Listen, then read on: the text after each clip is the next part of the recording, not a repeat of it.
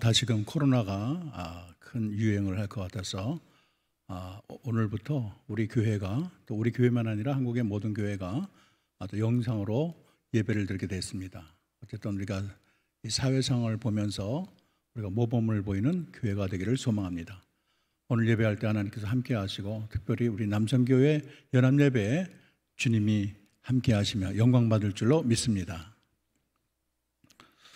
오늘 사도 바울이 로마 제국 안에는 수백만의 노예가 있었습니다. 그 당시에는 전체 인구의 3분의 1 정도를 노예로 볼 수가 있어요.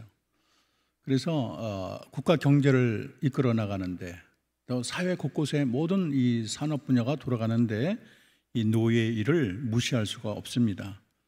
그래서 이분들이 힘들고 굳은 일도 하지만 굉장히 또 유용한 많은 수가지 일을 합니다. 왜냐하면 이 노예들이 이전에 가진 그 직업을 노가대도 활용을 하기 때문에 요리를 하는 사람은 요리를 하겠고, 뭐 가리키는 사람은 가리키는 일을 하겠고, 또 밑에서 노동하는 자는 노동을 해야 되겠죠. 어쨌든 그 당시에는 이 노예 제도를 통해서 모든 경제나 사회생활이 움직이던 그런 시대였습니다. 근데 오늘 바울이 그리스도 안에서 주인과 종의 관계를 얘기하고 있어요. 그리스도 안에서 이 주인과 종의 관계를 어떻게 하면 좋겠느냐를 아주 간략히 설명하고 있습니다. 우리 22절, 23절을 다시 한번 읽어보겠습니다. 종들아, 모든 일에 육신의 상전들에게 순종하되 사람을 기쁘게 하는 자와 같이 눈가림만 하지 말고 오직 주를 두려워하여 성실한 마음을 하라. 무슨 일을 하든지 마음을 다하여 주께 하듯 하고 사람에게 하듯 하지 마라. 그렇게 말을 하고 있습니다. 우리가 처음에 이제 걸림돌로 이해가 되고, 많은 사람이 질문하고 또 이해가 안 되는 게 순종하라. 여기 걸리는 사람들이 많이 있어요. 여러분, 이 당시에는 종이 주인에게 순종하는 것이 마땅하다고 사도 바울은 얘기하고 있습니다. 물론 이 정신적인 면에서 하나님의 절대적인 입장에서는 종이나 주인이나 모르게 차별은 없어요. 다 같은 영혼이고 다 하나님의 자녀고, 또 그런 의미에서는 다 같지만은, 그러나 주어진 세상의 질서 속에는 종과 주인이 엄연히 있고, 또 종은 주인에게 순종하는 것이 마땅하다는 것이 하나님의 판단인 것입니다. 로마서 13장 1절에 보면 각 사람은 위에 있는 권세들에게 복종하라. 권세는 하나님으로부터 나지 않음이 없으니 모든 권세는 다 하나님께서 정하신 바라. 그렇게 말을 하고 있습니다. 그래서 이 말이 참 노예 상태, 식민지 상태에 있는 이스라엘 백성에게는 참 이해가 안 가고 납득이 안 갈 거예요. 빨리 저 로마를 전복시키고 우리가 좀 대등한 평등한 사회를 만들어야 되는데 권세에 그렇게 순종하라 그러니까 우리 일견 사람의 생각으로는 이해가 가지 않는 그런 말씀일 수가 있어요. 그러나 이 군대 장교에는 반드시 군대 장교가 있고 부하가 있지 않습니까? 직장도 상사가 있고 그 상사의 말을 듣는 직원이 있어요. 그래서 이것이 잘 돌아갈 때 그 군대도 그 직장도 모든 것을 또 조화롭게, 아름답게, 그리고 건강하게 그 사회를 유지할 수 있습니다. 우리 집안도 마찬가지인데 하나님이 집안에 가장을 두셔서 권위를 부여하시고 이 가정을 이끌게 했어요. 너무 평등주의로 다 똑같다만 하게 되면 가정이 설 자리가 없는 거예요. 많은 기독교인들은 이 예수님의 정신을 받들어 가지고 공평만 이렇게 주장하는 사람들이 많이 있었어요. 그래서 민주화 운동에 많은 성직자가 참여를 하고, 참여하지 않은 성직자는 권력에 아부하는 집단이라고 몰아붙이는 시대도 있었습니다. 그래서 일부 목회자들은 노동자 편에 서서 기업주의 횡포에 맞서 싸우고 노동운동을 하고, 교파도 보면은 그런데 아주 절대적으로 나오는 그런 분들이 있어요. 그래서 노동자를 목회하는 것보다는 노동자의 권익을 유지하는 것이 더 급선무다 그러면서 뛰어드는 사람들도 있습니다. 그래서 이 주어진 질서 자체를 너무나 문제시 삼아서 투쟁적으로 나가는 게 있는데, 예수님의 입장에서 보면 어떨까? 물론 우리 주님이 공평을 바라시죠. 각자가 있는 위치에서 정의를 베풀고 공의를 베풀고 긍휼을 베풀고 자기를 열심히 하고 이런 거는 원하지만은, 그러나 모든 것이 다 통틀어서 공산주의 마냥 모두가 다 똑같다, 그거를 원하는 것은 아니에요. 그리고 이런 완벽히 공평한 사회는 보지가 않습니다. 왜냐하면 세상이 끝날까지 부자가 있고 가난한 자가 있고, 또 기업가가 있으면 노동자가 있고, 또 지시하는 자가 있으면 지시받는 자가 있고, 또 민주주의도 오면 다 대통령이 오면 누가 백성을 하겠습니까? 군대도 다 장교를 하게 되면 누가 부하가 되겠습니까? 그래서 이런 질서는 하여간 세상 끝날까지 유지가 되는 거예요. 그래서 이 주어진 질서 안에서 우리가 어떻게 하면은 바르게 살 수 있을까, 그렇게 연구하고 노력하는 것이 하나님의 뜻이라고 말을 할 수가 있겠습니다.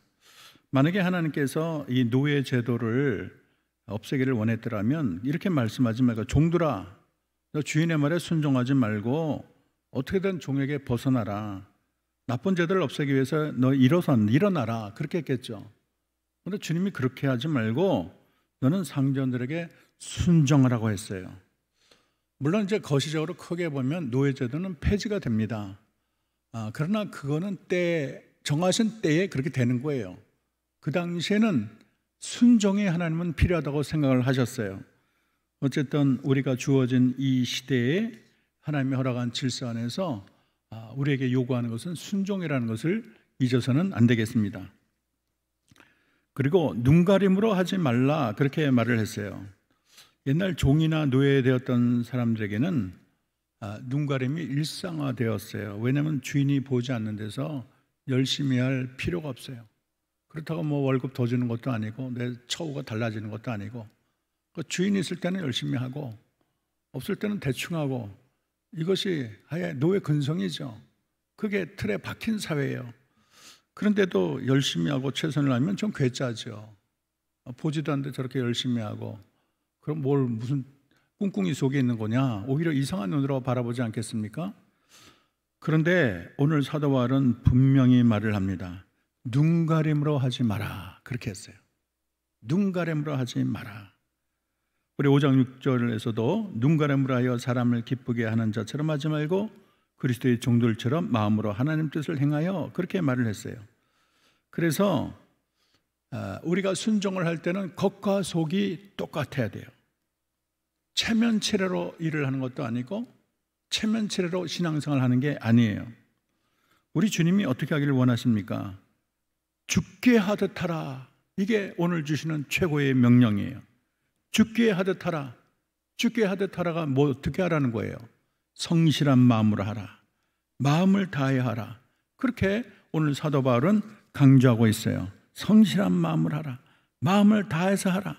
그래서 여러분 22절 23절에 보면 육신의 상전들에게 순종하되 사람을 기쁘게 하는 자와 같이 눈가림을 하지 말고 주를 두려워하며 성실한 마음을 하라. 주님을 두려워하면서 성실히 하라는 거예요. 무슨 일을 하든지 마음을 다하여 죽게 하듯 하고 사람에게 하듯 하라. 계속해서 주님이 하듯 온 마음과 정성을 다해서 최선을 다해서 하라고 오늘 사도 바울은 강조하고 있습니다.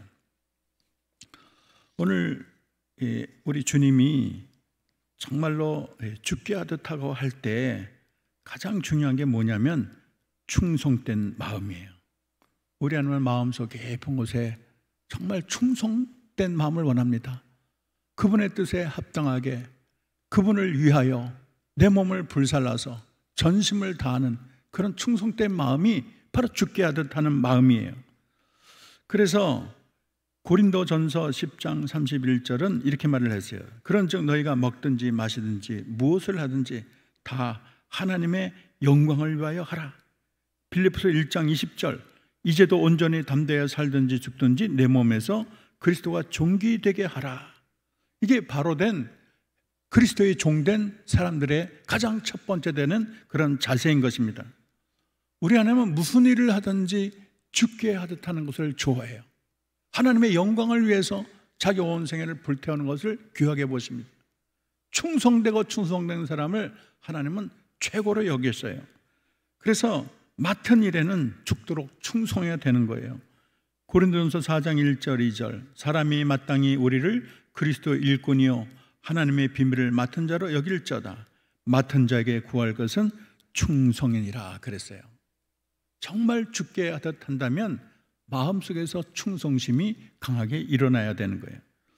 성경을 보면 하나님의 종들은 다 충성된 종이었습니다. 민수기 12장 7절에 볼 때 모세를 하나님의 온 집에 충성한 자 그랬어요. 모세뿐 아니라 엘리야도 다니엘도 에스겔도 느헤미야도 다 충성된 종이에요. 하나님의 뜻에는 절대 순종해요. 죽으라면 죽는 신용도 내는 거예요. 왜 그렇습니까? 어째서 그렇습니까? 자기 의견을 항변하지 않아요. 자기 생각은 옳지 않아 보여도 하나님 말하면 네 알겠습니다. 순종하는 그런 마음을 주님이 기쁘게 보는 것입니다. 사도 바울은 복음 전파에 사명을 해서 목을 내놨는데 이렇게 말을 하고 있어요. 사도행전 20장 24절 내가 나의 달려갈 길과 주 예수께 받은 사명 하나님의 은혜의 복음을 증언하는 일을 마치려 하면은 내 생명보다 조금도 귀한 것으로 여기지 아니하노라. 자기 생명을 다 집어 던져서라도 하나님께 충성, 죽게 하듯 주님을 위해서라면 물불 가리지 않고 온 생애를 다 바쳐서 목숨을 다 바쳐서 헌신하겠다는 이 자세를 주님은 귀하게 보십니다. 그리고 이 충성은 큰 일에만 필요한 것이 아니고 우리 주님이 작은 일도 굉장히 귀하게 보세요. 그리고 작은 일에 충성할 때 큰 일도 맡기시는 것이 하나님의 일하시는 방식입니다. 우리 주님은 충성을 얼마나 좋아하냐면 이 더운 여름날 얼음 냉수 맞으면 얼마나 시원합니까? 마찬가지로 하나님께 충성하는 자는 얼음 냉수와 같은 그런 마음을 주님은 느끼세요. 내 마음이 시원하다. 너의 충성을 보니 내 마음이 기쁘다 하시는 분이 우리 주님이십니다. 그래서 성경을 보면은 자기 종들을 칭찬할 때 착하고 충성된 종이라는 말을 계속 반복하고 있습니다. 반대로 자기의 일을 소홀히 하고 게을리하고 주님께 마땅히 갖춰야 될 자세를 취하지 않을 때 악하고 게으른 종이라고 말을 하고 있어요. 우리 주님은 매사에 주어진 일에 최선을 다하는 늘 바라보세요. 이거는 별 볼 일 없으니까 우습게 여기고 큰 일에만 정말 주님께 열심히 하는 것, 하나님이 그런 사람은 별로 크게 보지도 않고 사용할 생각도 없으세요.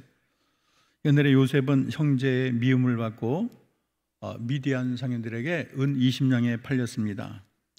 그래서 보디발 집에 종살이 갔는데 참 그 여건이, 여러분이 이 보디발 집에 갔다면 아마 신세 타령만 했을 거예요.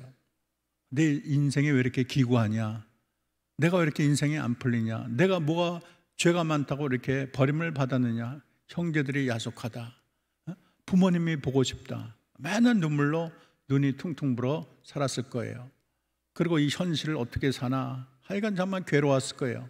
근데 요셉을 봤더니 그곳에 주어진 곳에 얼마나 성실하고 얼마나 최선을 다했는지 가정 총무가 되고 가정의 모든 소유를 그에게 맡겼다 그랬어요. 그러니까 모든 일을 죽게 하듯 한 거예요. 충성된 마음으로 한 거예요. 비록 이것이 주님은 아니지만 내게 맡겨진 일에 대해서는 죽어라 한 거예요. 당신이 내 주님입니다. 이런 자세로 한 거예요. 그래서 보디발의 아내가 유혹을 했는데도 그를 물리쳤잖아요. 그것은 우리 주인이 당신은 금했습니다. 주님이 바로 이 자리에 계시고 주님이 보시고 그래서 죽게 하듯, 그래서 이 죄악에 동참할 수가 없었던 거예요. 그리고 그는 누명을 쓰고 감옥에 갔지만 그 감옥에서도 얼마나 성실하고 얼마나 진실하고 모든 일을 죽게 하듯 최선을 다했더니 하나님께서 그에게 술관원장이의 꿈을 해석하고 2년 후에 바로왕의 꿈을 해석해서 국무총리가 되는 놀라운 역사를 하나님이 나타내지 않았습니까? 이것은 무엇을 말하나요? 우리 하나님께서 작은 일에 충성하는 것을 굉장히 귀하게 보신다는 걸 알 수가 있어요. 내 인생은 끝났다. 내가 어쩌다 이 모양이 됐느냐. 될 대로 되라. 술 먹고 주정하고 푸념하고 이런 사람을 통해서는 하나님의 역사가 기적이 나타나지 않아요. 원망하고 좌절하고 낙심할 그 자리에서도 끝까지 하나님을 바라보고, 비록 이것이 주의 일은 아니죠. 상전을 섬기고 감옥을 섬기는 게 주의 일입니까? 그러나 주께 하듯 모든 일을 하나님께 하듯 최선을 다할 때 하나님이 그를 눈여겨보시고 그를 들어서 국무총리로 삼으시고 만민을 구하는 놀라운 일을 했다는 것을 우리는 결코 좌시해서는 안 되겠습니다. 우리 주어진 일이 주의 일이 아니더라도 중요한 것은 내가 있는 곳에서 내가 맡은 일에, 비록 그것이 아무리 작더라도 주께 하듯 하는 것이 중요하다는 것을 잊어서는 안 돼요. 여러분, 아브라함이 지나가는 나그네를 대접하지 않았습니까? 지나가는 나그네인 줄 알고 주께 하듯 대했더니 알고 봤더니 그 나그네가 하나님이야. 그래서 성경은 그것을 계속 기록하고 있어요. 나그네를 대접하다가 하나님을 대접했다는 거예요. 이것이 성경의 원리예요. 우리가 이 세상에 있을 때 주어진 일에 최선을 다하고 주께 하듯 할 때 그것이 또 하나님의 영광으로 이어지고 또 그것을 보신 하나님이 여러분을 들어쓰시고 은혜를 주시는 것입니다. 그래서 우리가 크게 보면 모든 것이 다 연결되어 있어요. 우리가 그랬잖아요. 한 가지를 보면 10가지를 알 수 있다. 그렇지 않습니까? 부모를 우습게 여기면서 하나님을 존경한다. 말이 안 되는 거예요. 하나님은 다 연결해서 보세요. 집안에서는 부모님께 대들고 부려막심한데 교회에서는 최선을 다한다. 하나님이 삐딱하게 보는 거예요. 자기 직장에서 인정받지 못해요. 직장에서 다들 손가락질해요. 저게 무슨 크리스찬이냐, 저 행실이 저 모양이냐. 근데 교회에서는 집사고 장로예요. 하나님이 인정받을 수가 없어요. 그래서 우리 크리스찬은 교회 안에서뿐만 아니라 온 세상에서 주님의 영광이 나타나야 되고 모든 일을 신중하게 주께 하듯 하는 자세가 자기의 신비에 새겨지는 것이 중요합니다. 김천한 설렁탕 집이 있는데 이 집은 항상 최고의 재료를 쓴다는 거예요. 이 집에 신조가 있는데 예수님이 드셔도 만족할 만한 설렁탕을 끓인다. 그렇게 말을 했어요. 예수님이 드셔도, 내가 예수님이 지금 오셔도 이 설렁탕은 주님 드십시오 할 만큼 내가 최선을 다한다는 거예요. 그래서 이 주 재료인 뼈와 고기는 물론 양념과 무, 배추도 가장 좋은 것을 쓴다고 해요. 근데 어느 날 이제 끓이다 보니까 국물이 뽀얗지를 않고 누렇게 됐어요. 큰일이다. 왜 이 모양인가? 그래서 전화를 했어요. 그랬더니 이 뼈를 제공하는 그 사장님이 말하는 거야. 죄송합니다. 물건이 바뀌었나 봅니다. 오늘만 크림을 타시죠. 크림을 타면 뽀얗게 변합니다. 그러나 이 주인이 그렇게 할 수가 없었어요. 왜냐하면 이 표가 뭐냐면 예수님이 드셔도 만족할 만한 설렁탕인데 그냥 사람 겉보기만 뽀얗게 한다고 크림을 타면 되겠습니까? 그래서 가게 문을 닫고 오늘 설렁탕 재료가 좋지 못해서 쉽니다. 죄송합니다. 얼마나 진실한가요? 우리 주님이 그 모습을 보고 얼마나 기뻐했겠습니까? 이 고객을 예수님처럼 모시는 이 주인의 정직한 마음과 행동이 많은 사람을 감동시켰고 그 설렁탕집을 더 빛나게 했다는 거예요. 그래서 우리가 이 세상에서 내 형제 중 지극히 작은 자에게 한 것이 내게 한 것이라. 그러니까 이 세상의 모든 사람이 다 예수님이에요. 그들을 내가 선대하고 돌보고 사랑하고 그것이 주님을 돌보는 거예요. 우리가 하는 모든 일에서 주님께 하듯 할 때 정말 주님이 영광을 받는 거예요. 뉴욕의 집사님 한 분이 세탁소를 경영하다가 큰 부자가 됐습니다. 그런데 성경 비결이 뭐냐 그랬더니 모든 세탁물을 예수님의 옷을 세탁하듯이 정성스럽게 세탁을 한다는 거예요. 그것이 소문이 나가지고 영화배우와 모든 부자들이 거기다가 옷을 맡긴다는 거예요. 우리가 또 중세에 보면 최고의 예술가로 지대한 영향을 미친 미켈란젤로가 있습니다. 30대 초반인데 로마 교황의 부르심을 받아갖고 12사도의 그림을 그려달라는 부탁을 받았습니다. 그런데 이거는 혼신의 힘을 다해서 12사도뿐 아니라 창세기에 나오는 9장면까지 다 해서 400명이 넘는 인물을 그렸는데, 이걸 그릴 때 그냥 이렇게 그린 게 아니고 누워서 그렸다는 거예요. 천장에다 그리려니까, 참 천장에 이 벽화는 그래도 쉬운데 천장에 그리려니까 얼마나 힘듭니까? 그래서 4년이나 누워서 시스틴 천장, 성당 천장에 그림을 그렸는데 4년이 걸렸어요. 그래서 나이가 37밖에 안 됐는데 할아버지처럼 늙어버렸어요. 근데 그 수채가 얼마나 정교한지, 하여간 역사의 길이 남을 보배가 되고 말았어요. 그 그림을 주문한 교황은 너무 기뻤고, 그는 다른 중요한 작품도 의뢰를 받았습니다. 그래서 어떤 사람이 질문을 했어요. 아니, 이 구석에 아무도 보지 않는 그런 것까지 어떻게 세세하게 그렇게 열심히 그러느냐. 미켈란젤로에게 물었더니 대답하기를 하나님이 보시기 때문입니다. 그렇게 말을 했다는 거예요. 하여간 무슨 일을 하던 내 인생에 내게 주어진 일, 꼭 우리 교회에서 하나님이 뭐 집사 장로만 준 게 아니고, 하나님의 또 손은 여러분이 이 세상에서 일을 주시잖아요. 여러분이 가지고 있는 직업도 하나님께서 주신 거예요. 그래서 하나님이 보시기 때문에 하나님께 하듯 하나도 소홀히 하지 않고 최선을 다하는 그 모습을 하나님은 박수치시며 칭찬하고 계시는 것입니다. 이렇게 사람보다 주께서 어떻게 생각할지 주께 하듯 하라, 이런 마음을 가지고 예수라면 어떻게 할 것인가, 그런 마음이 우리 속에 깊이 스며드는 게 중요합니다.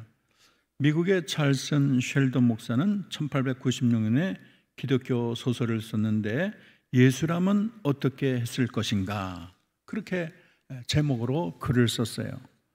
그래서 우리 한국어 버전에 예수라면 어떻게 할 것인가 번역이 됐는데, 거기서 한 비렁뱅이가 한 말에 도전을 받고 끊임없이 예수라면 어떻게 할 것인가 질문을 계속 교인들에게 설교를 해서 교인들이 큰 관심과 반영을 일으켰다는 거예요.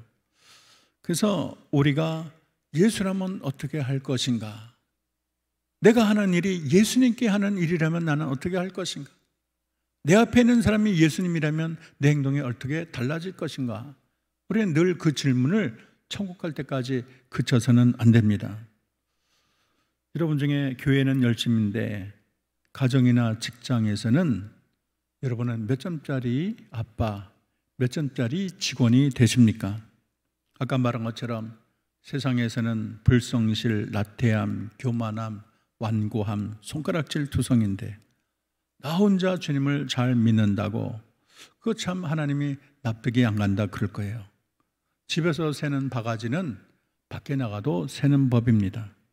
우리 기독교는 교회 안에서만 그리스도의 빛과 향기를 드러내는 것이 아니고 세상에 나가서 그리스도의 빛과 향기를 드러내고 그것을 보고 많은 사람이 주께 돌아오게 하는 것이 중요해요.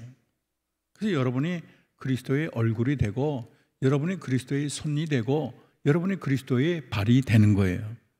그래서 이 세상에 내가 맡고 있는 일, 또 내 주변의 모든 사람, 지극히 작은 자에게도, 작은 일에도 우리는 주께 하듯 하는 것이 중요합니다. 직장 상사라고 나 돈 많이 벌어놨다, 언제든지 말하면 난 나갈 준비 돼 있어, 이게 바른 자세가 아니에요. 연약한 아이라고 우습게 여기면 안 되는 거예요. 내 가족이라고 내 휘 아래 있다고 함부로 대해서는 안 되는 거예요. 모든 일을 주께 하듯 하고 모든 일을 주님 대하듯 하는 것이 중요합니다. 이러한 개념은 하나님의 영광의 개념에도 이어집니다. 우리가 하나님의 영광을 위해서 교회에 가서 예배하는 것, 물론 하나님의 영광이죠.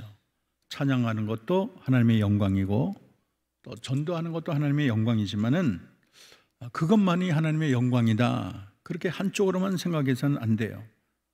이 삶의 구석구석에 하나님의 영광을 우리는 돌려야 됩니다. 그래서 먹든지 마시든지 무엇을 하든지 우리는 하나님의 영광을 위해서 하는 것이 중요해요.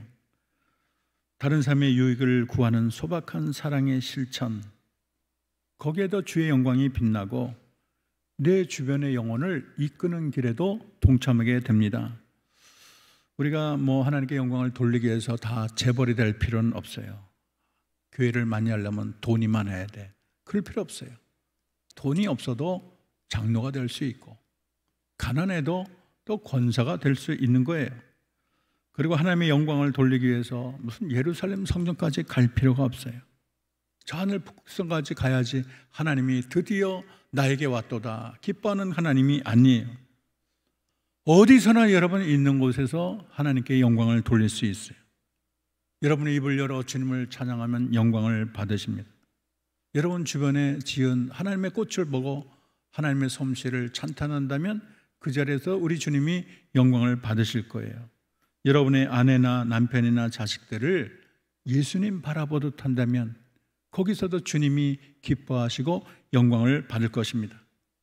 그동안 무관심했던 내 이웃에게 따뜻한 미소를 짓고 그래도 그들에게 좀 기뻐할 만한 음식을 나눈다면 그 자리에서 주님은 박수를 치실 것입니다.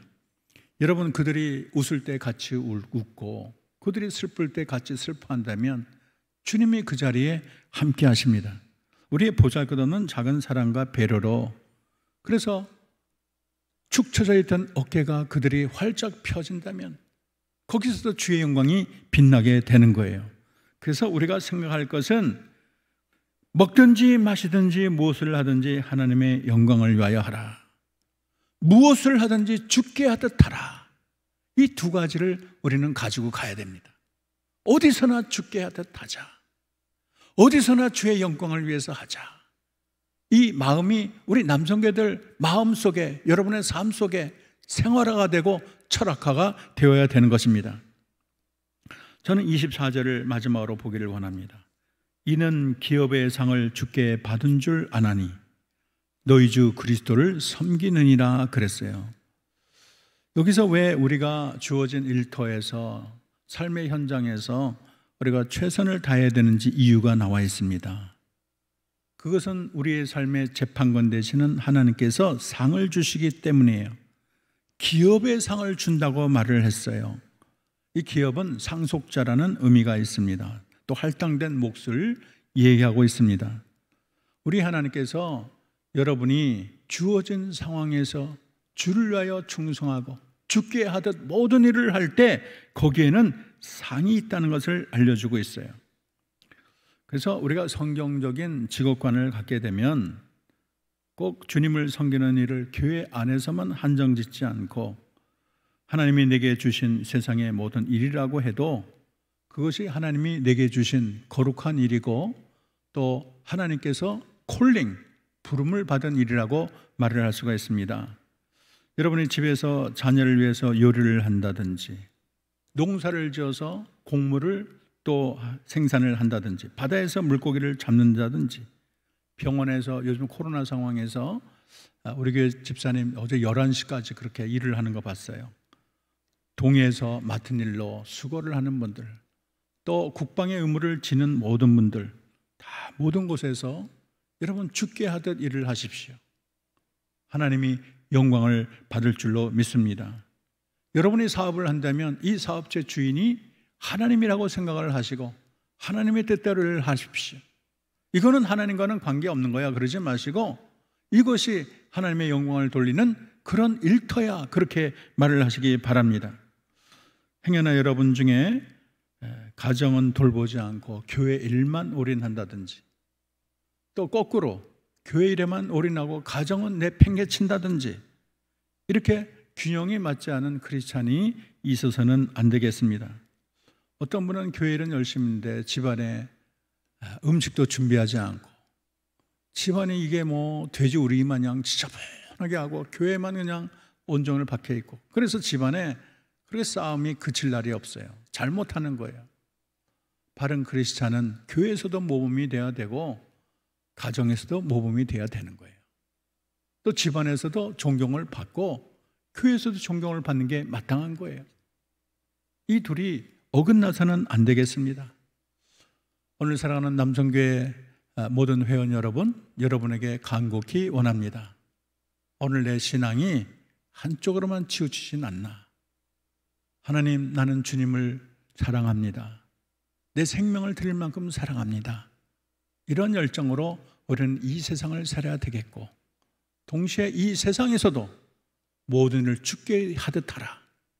그래서 내가 있는 일터에서, 여러분의 가정에서 최선을 다하고 작은 일에도 온 성심을 다해서 여러분을 바라보는 이들이, 또 그것을 바라보는 하나님께서 박수를 치시며 너가 정말로 모든 주어진 곳에서 최선을 다하는구나, 하나님이 축복하시고 인정받는 저와 여러분 되기를 주의 이름으로 축원합니다. 기도하겠습니다. 하나님, 오늘 사도 바울은 그 당시 노예 상태로 있는 모든 종들에게 너희는 주인과 싸워 승리를 거둬라, 노예제도 내가 좋아하지 않는다, 총칼을 들고 싸워 나가라, 그렇게 말하지 않고 종들아 모든 일에 육신의 상전들에게 순종하되 사람을 기쁘게 하는 자와 같이 눈가림으로 하지 말고 오직 주를 두려워하며 성실한 마음으로 하라. 무슨 일을 하든지 마음을 다하여 죽게 하듯 하고 사람에게 하듯 하지 말라, 그렇게 명하셨습니다. 하나님, 하나님의 백성들은 교회에서뿐만 아니라 이 세상에 내가 처하는 일터에도, 내가 머무는 장소에도, 가정에도 하나님이 그 자리에 계심을 알고 죽게 하듯 모든 일을 하는 자가 하나님의 신실한 종인 줄로 믿습니다. 교회에서는 열심인데 사회에서 지탄받고, 교회에서는 열심인데 가정에서 모든 가족들이 싫어하고, 그러한 자가 한 명도 없게 하시고 하나님 내게 주어진 모든 일에 성심성의를 다하며 죽게 하듯 모든 일에 최선을 다해서 내가 머무는 곳에 주님 머무시며 내가 최선을 다하는 그곳에 주님 영광받는 복된 주의 성도들이 다 되게 하옵소서. 예수님의 이름으로 기도합니다. 아멘.